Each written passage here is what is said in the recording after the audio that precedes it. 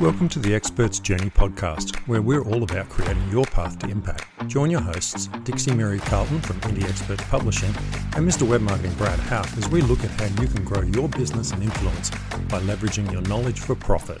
Welcome to the Expert's Journey. Today we're going to recap the power of going to conferences and being involved in speaking associations. So recently, Dixie and I have been to the Global Speakers Summit in Cairns, Australia, where we met with speakers from all around the world, caught up with them, learned a lot, did a lot, saw a lot, and had a fantastic time. So we're going to go through some of those things today to explain to you and I suppose dig into why it's important to be involved in organizations if you're going to be a speaker or an author, where you've got the option to share your expertise with others. Good morning, Dixie. Good morning, Brad. It's great to see you, and I trust you had a good, safe journey home. Yep, good trip home, which was nice. Just before we started the recording, we just touched on the fact that sometimes the best conversations that you can have at these events is at the airports and traveling en masse with various people that you see either when you're going to the conference or when you are then finishing and leaving, and the buzz that you get as you're sitting around in the airport lounges and the coffee bars and recapping on all the great things and the new people you meet. And what was the highlight for you as far as the start and the end? Let's come back to the beginning or the middle of the main event. Getting there and getting home, what's the bonus things for you? Yeah, look, for me, I love flying, always have. So that's always a bonus. I just like going on airplanes. But also, when you get on the plane and you're walking down the aisle, now I generally fly economy, sadly, but quite frankly, I'd rather spend my money elsewhere, especially on a 1.5 hour plane trip. But as I come past and you see all the people as you go down the hall, and you're like, how you going? How you going? And it's really cool fun because you're all going to the other end and you're going to be that together. So I always find that exciting. If you don't run into them at the airport when you're actually waiting, seeing them when you're on the plane, and then of course you get out the other end and are you getting a taxi or are you getting an Uber or are you jumping together? And there's that little bit of excitement because being a speaker, you're on your own a lot. And so to be able to jump in with other people, reconnect with them and catch up with them is fantastic. And then obviously after, I ended up at the airport, had about an hour and a half to kill and just spent it talking to some of the other speakers. And it was a lot of fun just to have a chat before we all jumped on planes and headed our own ways again for another year. And I think that's one of the value points of it being in a reasonably smallish regional airport or a regional city was the fact, so the conference was in Cairns. So even people who were flying in from overseas had to either go through Sydney or Brisbane to get there. And so I flew in from Brisbane. And so a lot of people were flying into and back out to Brisbane. And so we had some amazing conversations and clogged up the airways talking to people that you knew. And it's a surreal feeling because you don't normally see other people that you know en masse at an airport. And we are at airports all the time in our business. So it was great. Yeah, and you're often in different parts of the world. It doesn't matter whether you're an author or a speaker, but anyone who's an expert in their area that is traveling and doing events or going to visit clients or whatever, you're on your own a lot of the time. So these sort of events where you get everybody together in your industry is a great opportunity to actually just have fun, share, tell war stories, as they say, and everybody understands what you're going through because they go through it as well. And that's unusual. And certainly for speakers, it's a very unique profession. So speakers know what speakers go through. Excuse me. Sorry, clearing my throat. Sorry, yes, exactly. And like I met two people at the airport as I was leaving who were both also flying back to Brisbane on the same flight. And I had not met them at all at the conference. But because at the conference you're busy often saying, hi, I want to just pause and have a conversation with you. And then someone else comes up. I got to sit down and meet and really get to know these two women, Anshu and Mel. Shout out to them if they're listening. Because we had the time and we had the energy and we had the space to be able to just sit around a table for 30 minutes or so and just talk to each other and really get to know each other. And we wouldn't have had that had we met briefly in passing at the conference. So that was a real bonus for me. Yeah. And even if we then start to look at what happens when you do get to the conference, the people who have known each other for a number of years, it's all, hi, and ADHD persons either best dream or worst nightmare of constantly feeling like you're swiveling your head and either interrupting or being interrupted, but in such a positive, beautiful way. So lots of reunions, lots of great conversations, but many of them quite short and not necessarily long enough at the event. But the hugs and the connections and the meeting new people and being able to be on the ground and live with people was fantastic. Yeah, and the atmosphere is different too, because as a speaker, you go to a conference and you're the center of attention in a lot of ways. When you come up the escalators, like into the Cairns Centre, you walk in the front, you go up the escalators and you come up and suddenly you're in the room and everybody's there. It's almost daunting again to be, oh, I'm just one of the small people in this room. Whereas normally you come up and you're kind of like, okay, let's see, where's the conference organizer? I need to do this, I need to do that. Then you shake hands and catch up with a few people and introduce Yeah. yourself. Oh, you're the speaker, or oh, you're the presenter for this, or whatever it is. It's very much a change of perspective, which I really enjoyed because suddenly there's no pressure on you. You can enjoy yourself, go around and talk to the different booths there and see what new toys are available. And then you see people, of course, that you haven't seen in a while. So in the case of the Global Speakers Summit, we had speakers coming in from Germany and all over the world. And some of them came 5 flights to get there. It was really hard to make it thanks to things going on in the Middle East. They were literally in from Israel and they only Yeah. just managed to get in. Yeah. And the fact that they made it there was amazing. But some of those people I saw last in Bali, certainly one of the Israelis I saw last in Bali back then, it was 2023, I think. 24. 24, that's right. And so it was like, he's, oh, how you going? And I'm like, how you going? And it's a bit of fun to catch up again because you do talk a little bit online, but everyone's busy and that. Yeah. So yeah, building those friendships and catching up with people in your own industry is so important. And conferences are often the only place you can do that. And you can't do it on virtual conferences. No, you can't. But you also hit on something which is particularly relevant for you, and that you were also a speaker at this event. So you were, yes, one of the regular people, but you were also one of the stars of the show, as it turned out, because your event was on the main stage. It was absolutely brilliant. I was fortunate enough to sit in and be there and observe you in action. And you had a great room. You had very good feedback. And so you actually got to ride both sides of the wheel for this event. What was that like? Yeah. So it was a great honor. I got chosen to be one of the speakers. And I must admit, I thought I was going to be in a breakout room. And when I found out I was in the plenary room, at first I was a bit shocked, but I'm totally stoked to get the opportunity. When you speak to your own industry, it's about giving back. It's about they help you, you help them by giving back on stage. So I did my speech about AI and some of the opportunities for people to use AI to grow their business, not just the usual how to use ChatGPT, but we're talking about developing AI-powered training systems and things like that. So it was a little bit mind expanding. I went the futurist sort of way. But it was fantastic to get up there and give something back to people who I know have given so much also to the organization, and also to get some really nice feedback. It's not often I would stand in front of a room of those people. And so the feedback was really good for my soul. And it made me feel that I'm on the right track and I did the right thing. And yeah, so when you do get that opportunity to present for your own organizations, it's well and truly worth applying for because you won't get chosen every time. And sometimes that's disappointing because you think, I know what I know, but there's lots of other people who are trying for those opportunities as well. So it's definitely a little daunting. I did a lot of practice beforehand to make sure I was on par and I knew what I was doing because it was a one-off speech. I may never do that exact speech again because I wrote it for the audience in this case, which is not a normal thing, I think, for speakers. We tend to have set speeches in a way that we roll around in. But yeah, great opportunity. And I always do look forward to presenting to fellow speakers or other experts in my area. Yeah.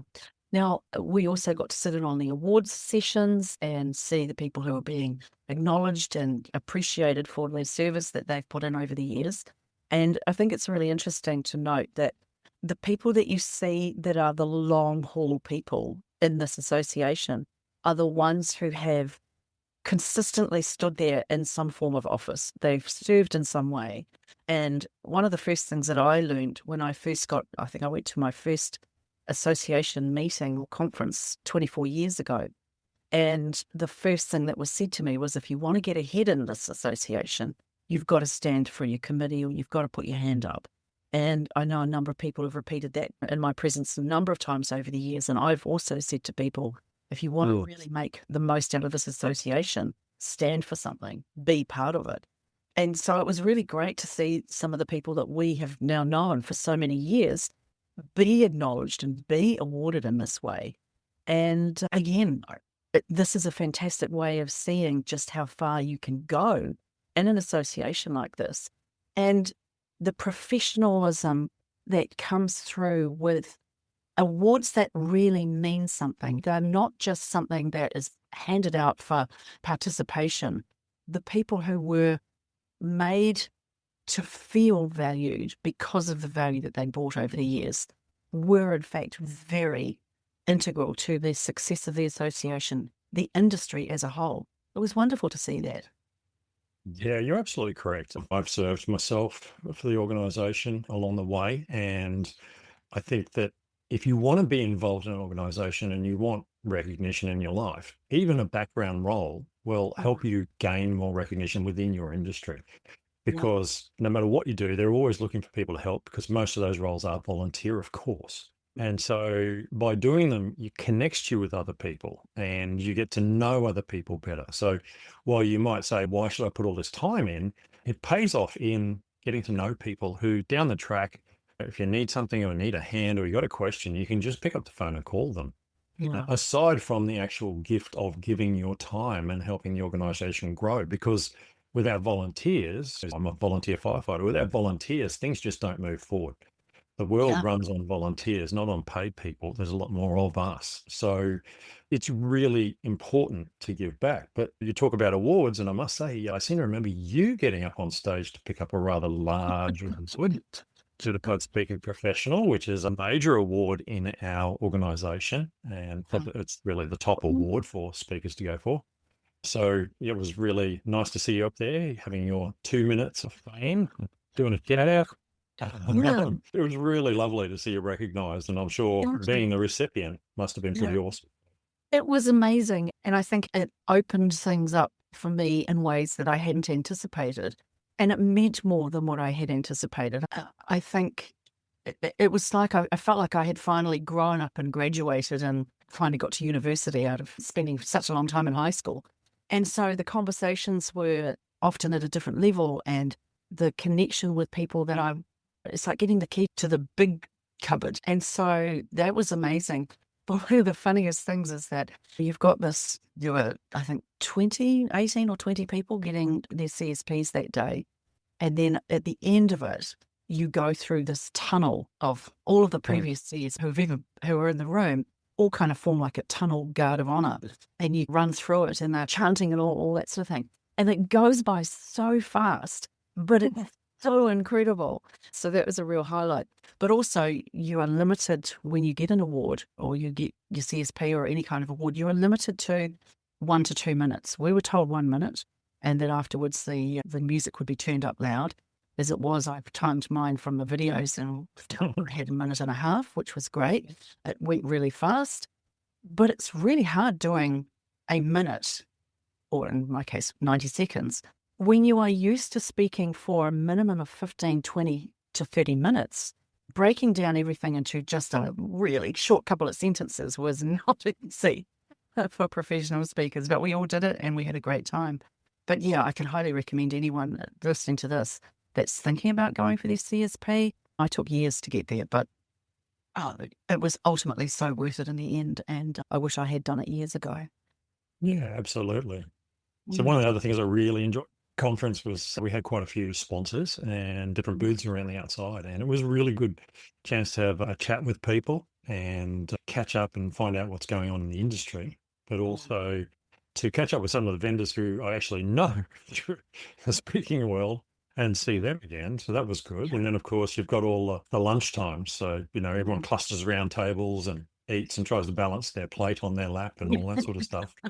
So I had some really good conversations in those. But the one thing I always say is that the best conference is in the hallways. And That's the times between speeches or when a speech is going on that you don't want to go to. So one of the options is that you've got 4 rooms running at once sometimes, and you can choose any one of those 4 topics, of course, but sometimes none of them really appealed to me. So what I would do is go down to the central area where everybody else was. There was cold water and vendors and things like that, Yeah. and just wander around and catch up with people who were just sitting there and just go and sit down, have a chat. And I got some great advice. I was really stoked with some of the advice I got. And I met some really nice people who really helped me nut through some of my thinking. And so that's the other thing. You can often find some really nice mentors who they're having fun. They're happy to give advice just like you are when you're there.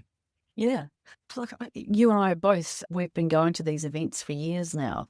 When you're new to these conferences, and I'm just going to say, a GSS or a PSA conference is a professional speaking association conference is usually so dynamic because every speaker is great. You haven't got Bob from the accounts department just running through the death by PowerPoint reports. So these particular events are incredibly high value, sophisticated in the extreme in terms of the quality of the content and the speakers, right? Mm. When you first go to one of these events, I've got to attend everything. I just got to get in there and suck it up and wow. And I spoke to a few people who were in that zone throughout the week. But when you've been going to these things a lot, there is a reasonable amount of, I don't need to attend everything. I'll just look after my feet and rest up a bit and make sure I have some more hallway conversations. And then you do get selective about which events you'll attend. You do sit back and think, do I need to rush there? Do I need to be in on everything? So you do approach it differently. And I think that's one of the advantages of having attended a number of years now, where you get to give yourself a pat on the back for looking after yourself and sustaining the massive momentum that these events are. So Yeah, I was talking to a couple of new people and they were obviously getting overwhelmed pretty quickly. I remember back my first conference, I think I lasted half a day before I became overwhelmed. And I ended up spending the second half of the day just sitting in the open area, just talking to people. And then I went to my room and made some notes because I actually needed to clear my head. And as I said to them, you don't feel guilty if you've got to take a bit of time out and actually process what you've been through so far and then come back again and get another dose, because that's okay. We all do that. So sometimes people go to conferences and like, I paid a lot of money.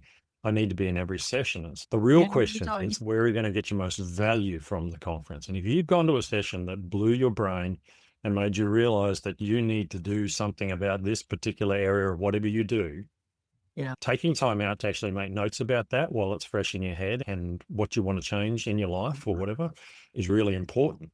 So you're better to stop and do that because that's your value right there, than to keep going and forget it and then it's gone and you've wasted that money in a way because that was what you needed to be there to hear.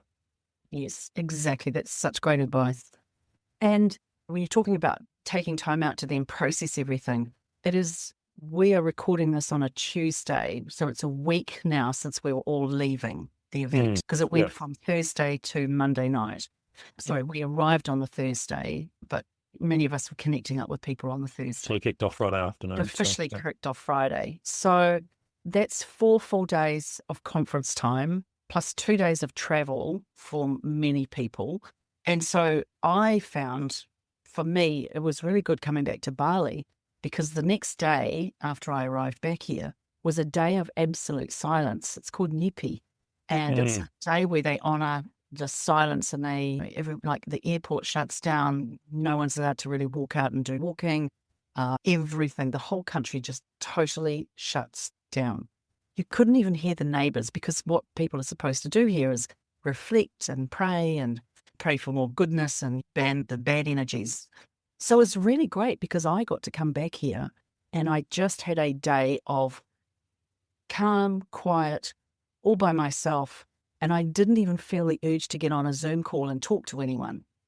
And so I had a full day of completely unpacking my brain and going through some of my notes and just resting into the divide between the big energy of the conference and the travel into then coming back to my office and getting ready for work the next day. And I highly recommend, in hindsight, that when you do come back from something as big as a conference like that, that you do just shut yourself away, that you do allow an extra day to just, ease back into or go through your notes and reflect on what you've done. Because this was a real gift from my point of view when I sat and thought about it the next day. I couldn't have wished for a better way to get back and transition back to normal over the rest of the next few days. And an interesting insight for me at the end where I thought, wow, all that big energy, and now I've got a full day to just slowly, quietly process. That was great. Yeah, I must admit, I always decompress when I come back. So I'll always take a day off normal stuff. So I won't do client work or anything like that the next day. Just take my time. I was pretty exhausted, so I slept a bit. And then I updated my website and started doing some stuff that I needed to do, but it was my stuff that I did while I was fresh in my head, while I had good, clear thinking based on what I'd discovered when I was there. And that allowed me to make some changes that otherwise would be pushed back. And that's probably the thing, is I needed to update those things. I needed to update my topics and my wording and a few things like that. But by doing it straight away, it meant that was then done. And then when I get caught up in the real world, the clients and the Authority Multiplier Mastermind Group and all those sorts of things I need to do, Yes. my stuff's still out there and it's live and it's the working, rather than being outdated and needed fixing. Even I think I filled out there was a couple of speakers bureaus. I went and filled my profile out on their websites and things like that I needed to do. So yeah, definitely it's worth taking time, no matter what conference it is afterwards, just to take a little bit of time. I know you've been away for, well, in my case, 5 or 6 days. Yeah. But it'll pay off long term if you do. That decompression day is so important. Absolutely. That was a fantastic recap of such a great conference. And 1 week on, I'm still buzzing. I'm still processing some of the content and the connections that I've made. And I just can't wait to get there for the next one. So, yeah, it's a brilliant way. I think whatever the industry you are in, if you can make time to go and connect with other people who are part of your tribe, it is definitely something that pays off in spades. So, absolutely. If this episode has you thinking about writing a book, but you're not sure how to shape your ideas, reach out to Dixie via indieexpertspublishing.com. She'll help you turn what's in your head into a clear, compelling book that builds authority. And if you're doing the work but not getting enough clients, start with the clarity. If you want to help sharpen your positioning and build marketing with AI that actually converts, join me in my Authority Multiplier Mastermind community at bradhouck.com. Take the step that fits where you're stuck right now, and we'll catch you in the next episode. fantastic. Thanks, Brad. Talk soon.